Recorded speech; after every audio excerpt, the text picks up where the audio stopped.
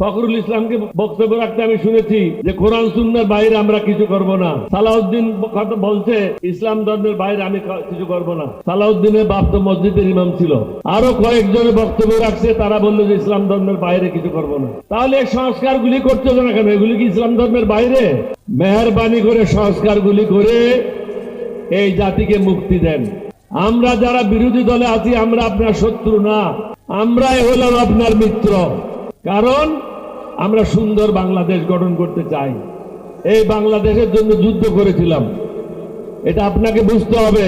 আমি দেখলাম পরশুদিন বলকালীর থেকে কেবা কারা আপনার বাবা সম্বন্ধে বলছে, ওর মাকে নাকি খালা ডেকেছে, ওর অ্যারেস্ট করেন।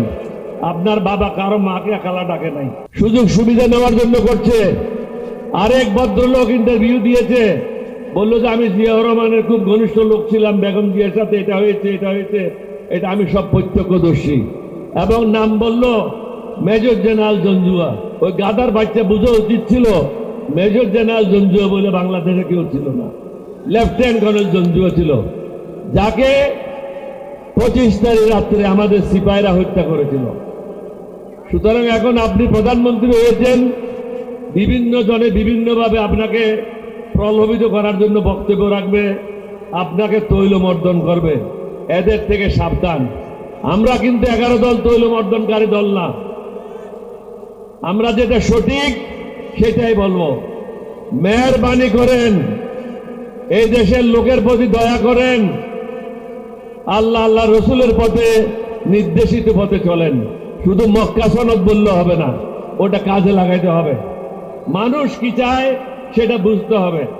মানুষ চায় সংস্কার। সংস্কারগুলি শেষ করেন, জনগণকে মুক্তি দেন, দেশটা সুন্দরভাবে চলুক। আপনাদের সবাইকে ধন্যবাদ। বাংলাদেশ জিন্দাবাদ। আসসালামু আলাইকুম ওয়া রাহমাতুল্লাহি ওয়া বারাকাতুহু। ফখরুল ইসলামকে বক্তব্য রাখতে আমি শুনেছি যে কোরআন সুন্নাহর বাইরে আমরা কিছু করব না। সালাউদ্দিন কথা বলছে ইসলাম ধর্মের বাইরে আমি কিছু করব না। সালাউদ্দিনের বাপ তো মসজিদের ইমাম ছিল। আরো কয়েকজনে বক্তব্য রাখছে, তারা বললো যে ইসলাম ধর্মের বাইরে কিছু করব না। তাহলে এই সংস্কারগুলি করছো না কেন? এগুলি কি ইসলাম ধর্মের বাইরে?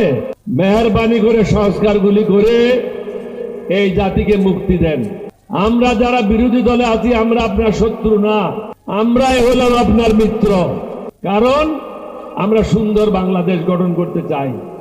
এই বাংলাদেশের জন্য যুদ্ধ করেছিলাম, এটা আপনাকে বুঝতে হবে। আমি দেখলাম পরশুদিন বলকালীর থেকে কেবা কারা আপনার বাবা সম্বন্ধে বলছে, ওর মাকে নাকি খালা ডেকেছে, ওর অ্যারেস্ট করেন।